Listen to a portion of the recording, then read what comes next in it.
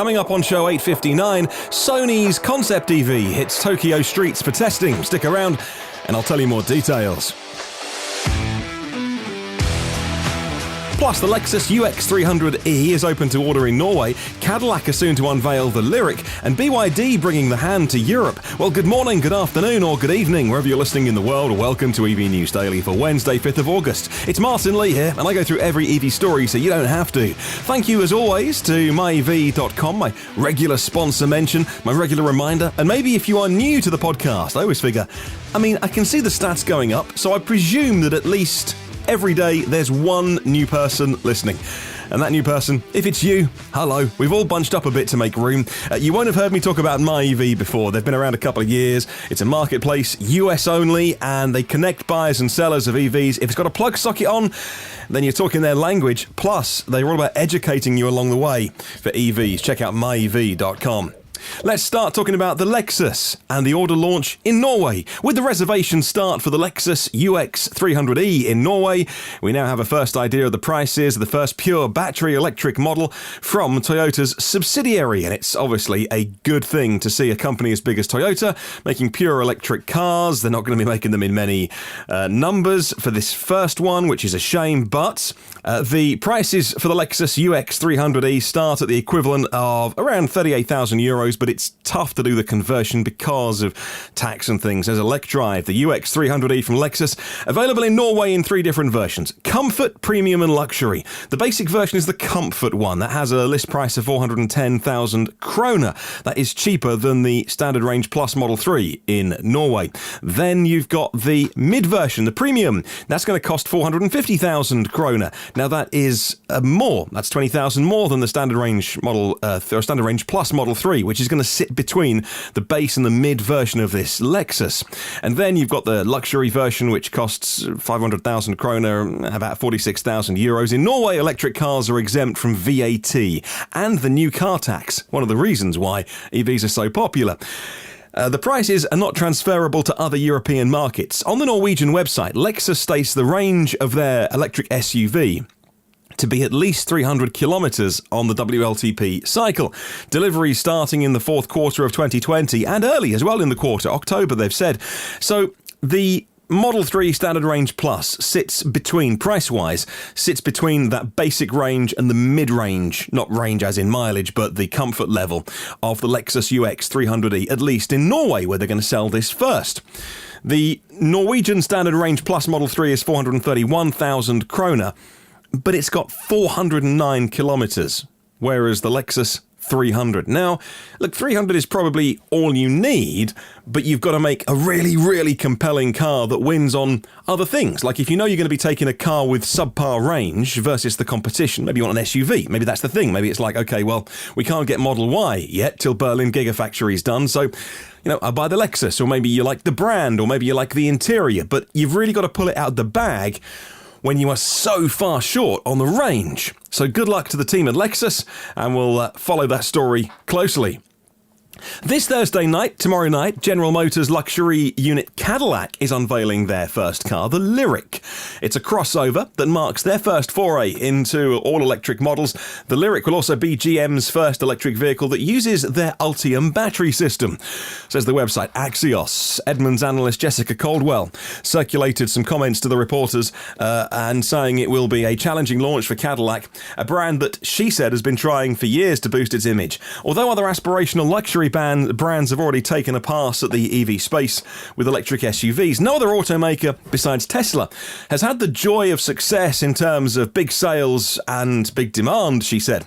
And I quote, "If Cadillac does it right and can get consumers to view the Lyriq as competitive with Tesla and other European luxury brands, this could help give the brand a push in the right direction," end quote.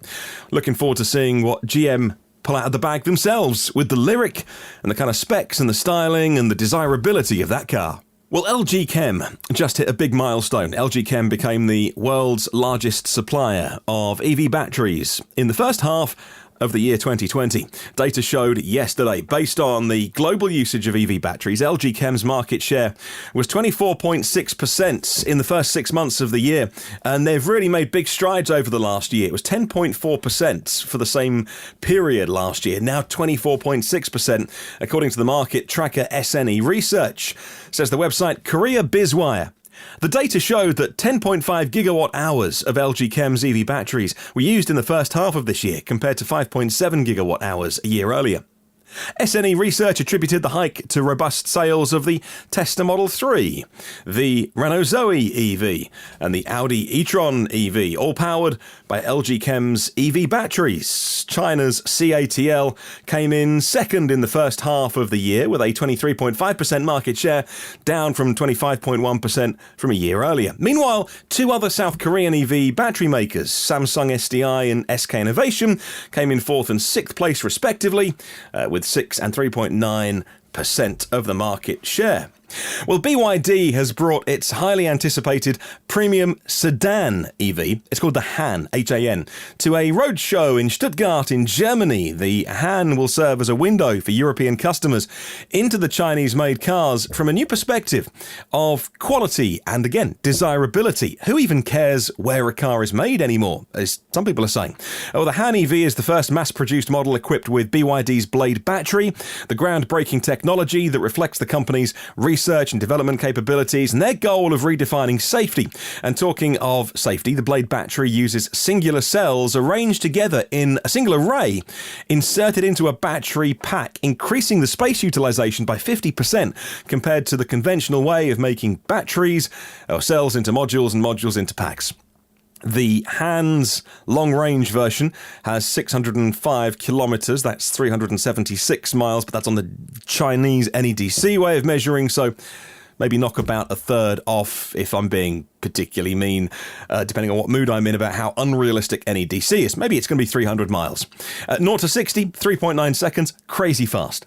Crazy fast. It looks good as well. It's a sleek, low-slung sedan. Hopefully it'll have some buyers here in Europe that can then test out the car and see how it is.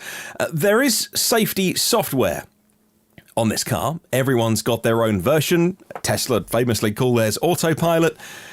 And everyone wants to make sure that the software that you're using is going to keep you safe in an EV, whether that is driver assistance or something more sophisticated. BYD, though, have named theirs DiePilot, which, objectively, by any measure, is the world's worst marketing phrase for a system that's meant to keep you from, not dying.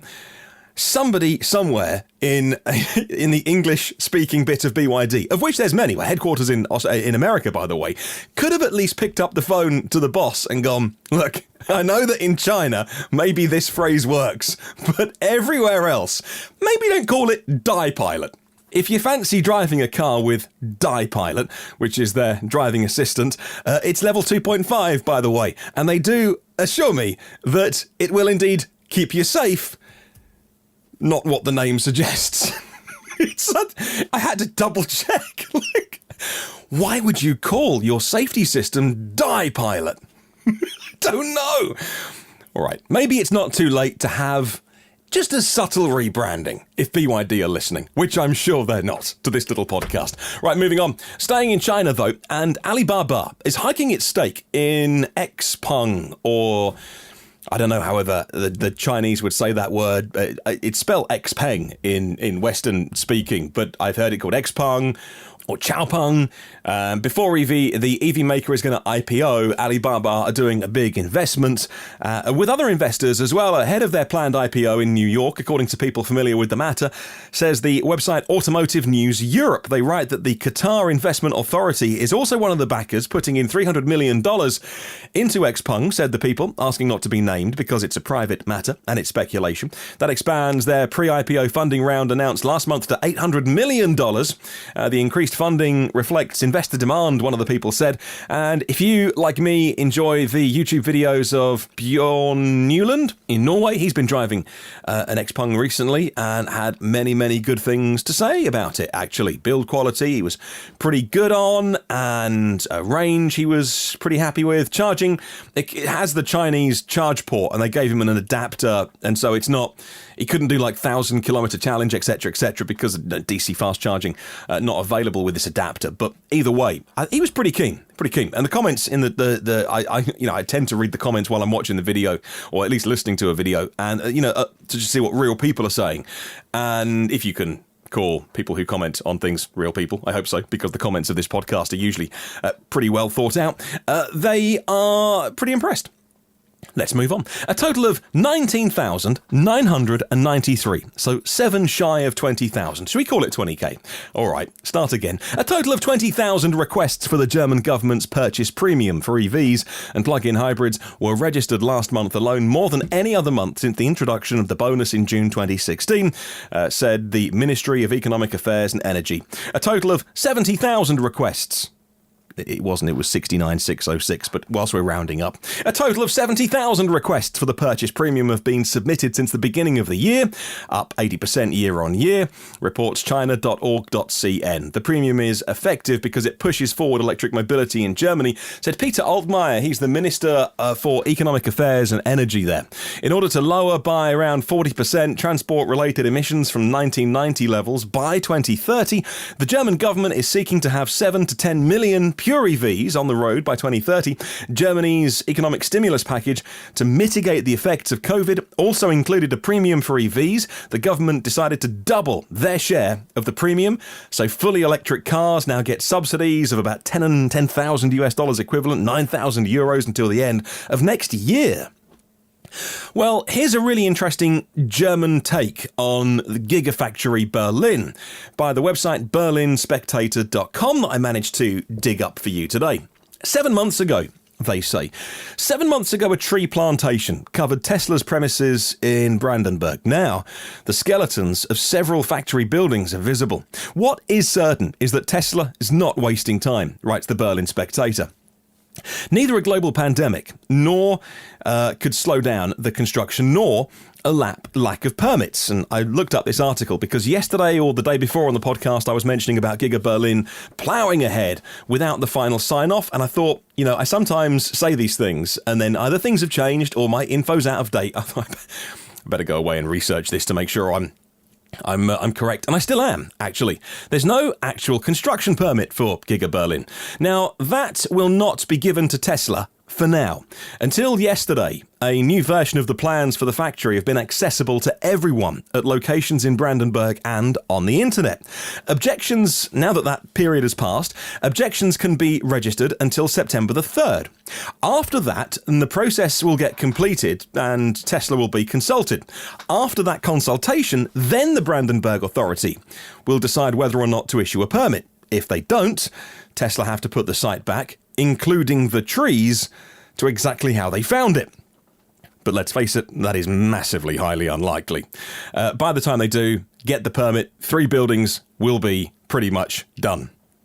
Speed is crazy, and it's impressive, and I wouldn't blame you if you're in the area to want to have a look for yourself. And what if you do want to go and have a look? Well, this paragraph from the Berlin Spectator made me smile. Security is tight around the premises. Several guards at the sandy road, the main access to the site, will approach anyone who sets foot there for even a millisecond. That's their phrase. On the other side of the construction site, where nobody goes, any visitor who does try and move around, even outside of the fenced-off area, has been approached by, and they quote, 2 American guys who look like agents. A person who met them told The Spectator. So you know what I'm thinking? Yeah, I'm thinking Men in Black. I'm thinking black suits, sunglasses, Will Smith, gizmo that Elon had someone invent that they shine into your eyes and it wipes your memory. Yep, I'm thinking all of that. This is pure Men in Black stuff. If you do want to go and see Berlin Gigafactory, watch out for the 2 men who look like agents. Oh, look, it's a long article. I'll pop a link in the show notes if you'd like to read more. Made me laugh. Rally is a name that I remember from growing up my childhood having Rally bikes. They're still going. They've been going hundreds, over 100 years. A Nottingham company, aren't they? Rally. Anyway, digression. Rally's Ecargo range of bikes will support individuals and companies, allowing them to transport goods between locations with no emissions Well, apart from the carbon dioxide that you are breathing out, but let's not split hairs. The collection will be available in the UK and Ireland from September, says the website Transport Extra. Congestion in urban areas can make deliveries slow and inefficient for businesses, not to mention vast amounts of emissions. Rally Ecargo Bikes will carry up to 100 kilograms in weight, have a range of 75 kilometres on a single charge, and are a viable solution to urban and rural delivery services and individuals who want to transport items. Added to this, grants are soon to be available as part of the government's wider programme to decarbonise deliveries, as part of their decarbonisation plan. Now, for many years, even when I started this podcast, I was still working in central London. So, train into Waterloo, walk across the bridge, walk through Trafalgar Square, up through Soho. My office was... It was a place called Golden Square, but near Soho Square, basically Piccadilly Circus. And once you get into that part of London, traffic... I mean, I used to drive in at the weekends because, EVs, free, but also no traffic. Maybe in the evening, Theatreland and all the shows and the West End and all that. But anyway, during the day, fine. If I was working doing a weekend shift, no problem. Weekdays was just chaos. And just cars don't move. It's just gridlock. And so...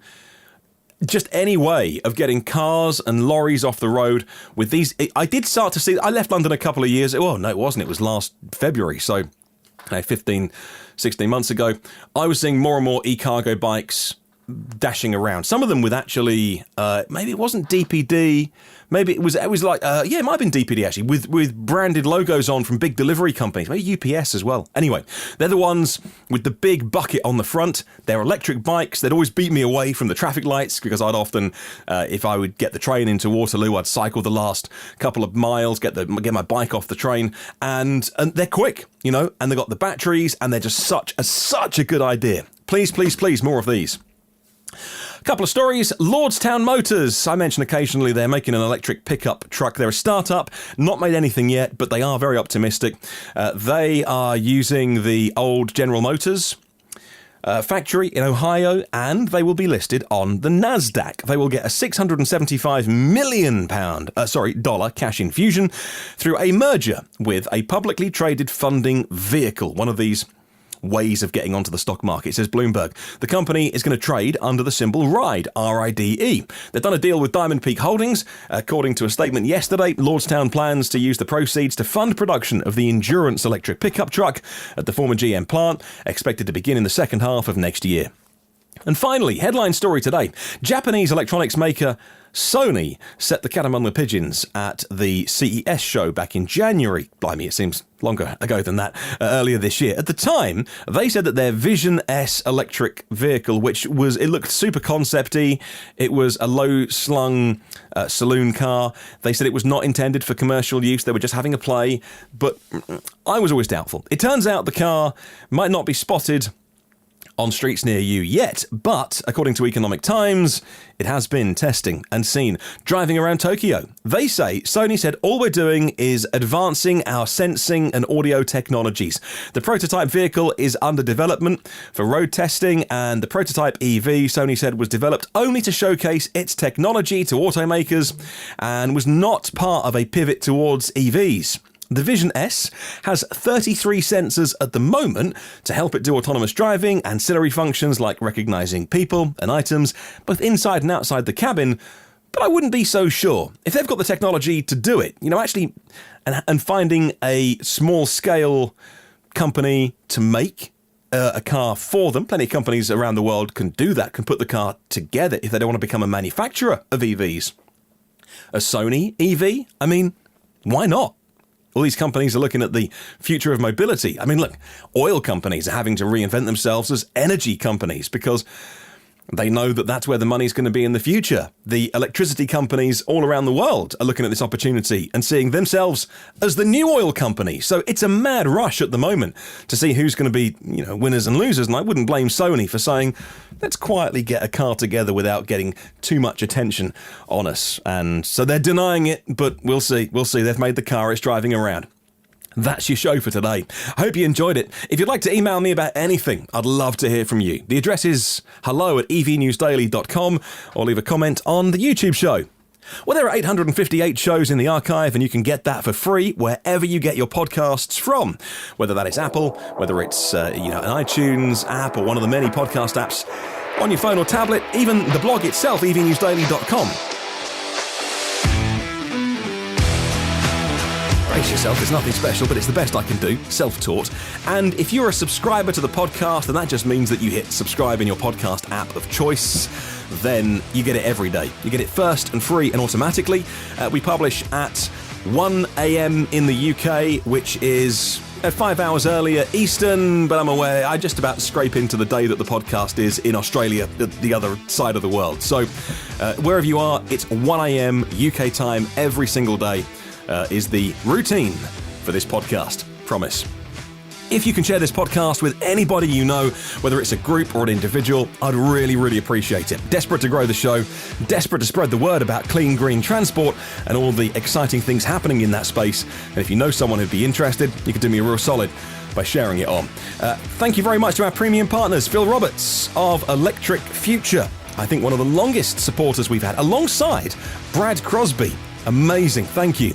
Avid Technology here in the UK, Porsche of the Village in Cincinnati, Audi of Cincinnati East, Volvo Cars of Cincinnati East, NationalCarCharging.com and AlohaCharge.com, doing some big business in the US with hardware for charging. And, talking of being noticed, on YouTube, the EV Review Ireland YouTube channel. Haven't got to be in Ireland to watch it, of course. Derek Riley from EV Review Ireland, reviewing cars and doing a great job too. Have a wonderful day. Catch you tomorrow, and remember, there's no such thing as a self-charging hybrid.